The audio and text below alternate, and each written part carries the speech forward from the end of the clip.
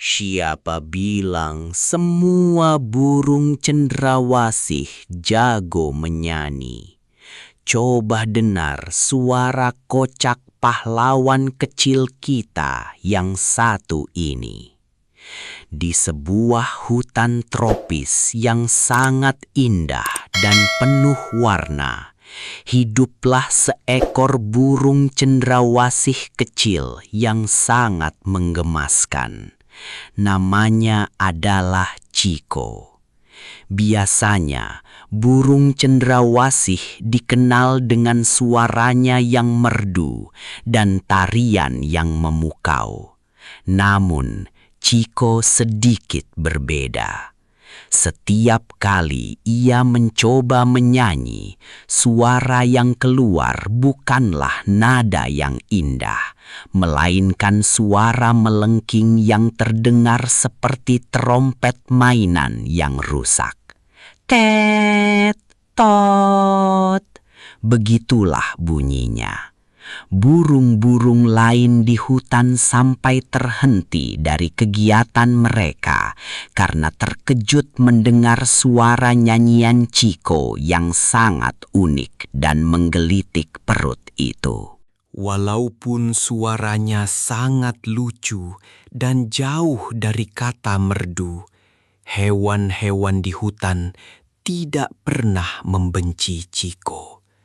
Mereka hanya sering menutup telinga rapat-rapat sambil menahan tawa saat Ciko mulai berlatih vokal di pagi hari. Monyet-monyet kecil akan bersembunyi di balik daun pisang, dan para tupai sibuk menutupi telinga mereka dengan ekor yang tebal. Ciko terkadang merasa sedikit sedih melihat reaksi teman-temannya. Ia sangat ingin bisa berpartisipasi dalam festival musik hutan tahunan yang sebentar lagi akan diadakan. Namun, Ciko bukanlah burung yang mudah menyerah.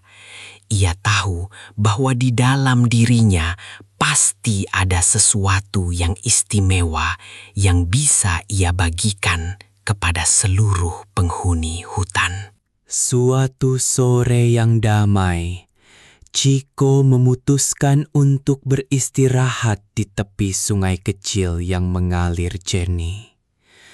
Ia memejamkan mata besarnya dan mulai mendengarkan suara-suara alam di sekitarnya.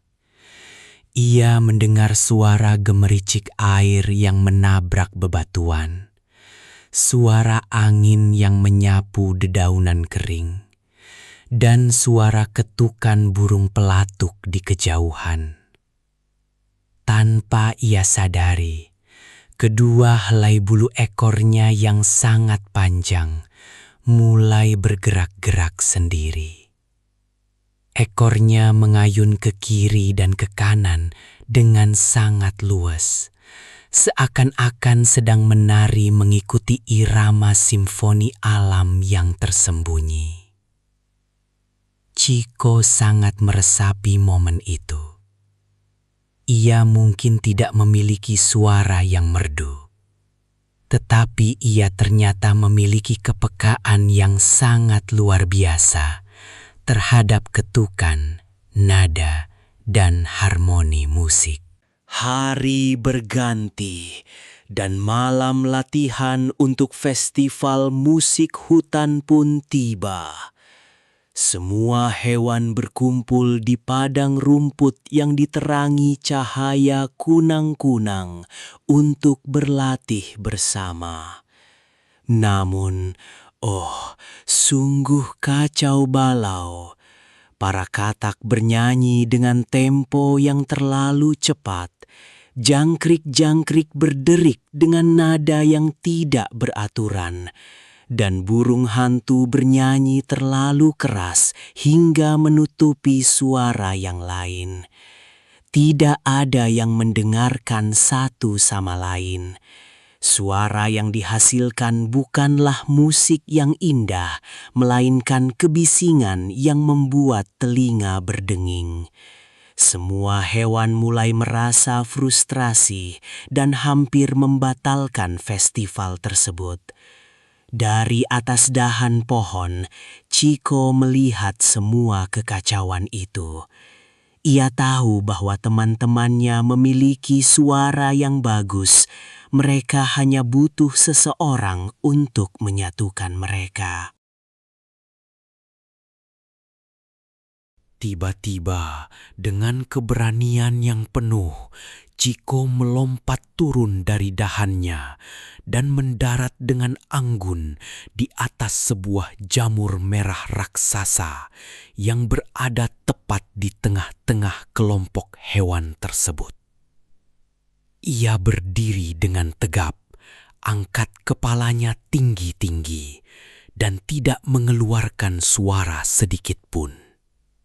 Sebaliknya, ia mengangkat kedua helai bulu ekornya yang sangat panjang dan memukulkannya ke udara dengan gerakan yang tegas.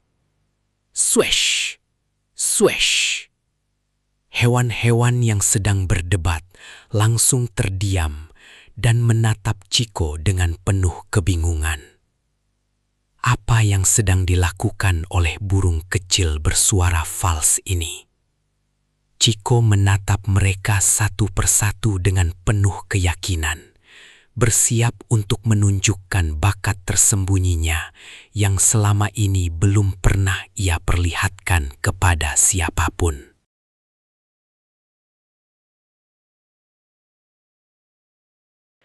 Chico mulai mengayunkan ekor panjangnya dengan sangat gemulai, namun penuh tenaga. Saat ekornya mengarah ke kelompok katak, ia mengayunkannya perlahan, memberikan tanda agar mereka melambatkan tempo. Para katak pun mengikuti arahannya dan mulai bernyanyi dengan ritme yang pas. Kemudian, Chico mengibaskan ekornya ke arah kelompok jangkrik dengan gerakan melompat yang riang, mengisyaratkan mereka untuk masuk ke dalam nada. Ajaib sekali. Gerakan ekor Chico yang indah dan sangat tepat itu berhasil menuntun setiap hewan untuk bernyanyi pada waktu dan nada yang benar. Kebisingan yang tadi memekakkan telinga perlahan-lahan berubah menjadi alunan melodi yang sangat indah dan harmonis. Teman-teman Chico menyanyi sambil tak henti-hentinya menatap kagum pada kepiawaian dirigen kecil mereka. Malam festival musik hutan pun tiba, dan itu menjadi malam yang paling spektakuler sepanjang sejarah hutan tersebut. Ratusan kunang-kunang berterbangan, memberikan tata cahaya alami yang luar biasa. Sementara jamur-jamur bercahaya menghiasi panggung. Di tengah panggung berdiri sang bintang utama kita, Chico. Ia bukan sebagai penyanyi, melainkan sebagai seorang dirigen maestro. Dengan ekor panjangnya yang seolah menari di udara, Chico mengatur harmoni suara burung hantu, derik jangkrik, nyanyian katak, dan ketukan para pelatuk menjadi sebuah simfoni alam yang luar biasa megah. Alunan musik menggema ke seluruh penjuru hutan, membuat setiap hewan yang mendengarnya merasa damai dan bahagia. Mereka semua terpesona oleh bakat luar biasa yang selama ini terpendam di dalam diri Chiko. Saat simfoni berakhir dengan nada penutup yang sempurna, seluruh penonton terdiam sejenak sebelum meledak dalam sorak-sorai dan tepuk tangan yang sangat meriah. Hujan kelopak bunga berwarna-warni berjatuhan memenuhi panggung. Chiko, si burung cendrawasih kecil bersuara fals, kini membungkukkan badannya dengan penuh rasa bangga dan senyum yang sangat lebar. Malam itu, Chiko membuktikan kepada semua orang bahwa kekurangan bukanlah sebuah halangan. Meskipun ia tidak bisa menyanyi seperti burung cendrawasih lainnya, ia memiliki jalan ceritanya sendiri.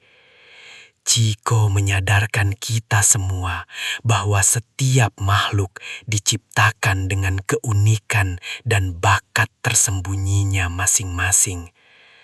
Terkadang kita hanya perlu mencari dengan cara yang sedikit berbeda untuk menemukan kehebatan sejati di dalam diri kita.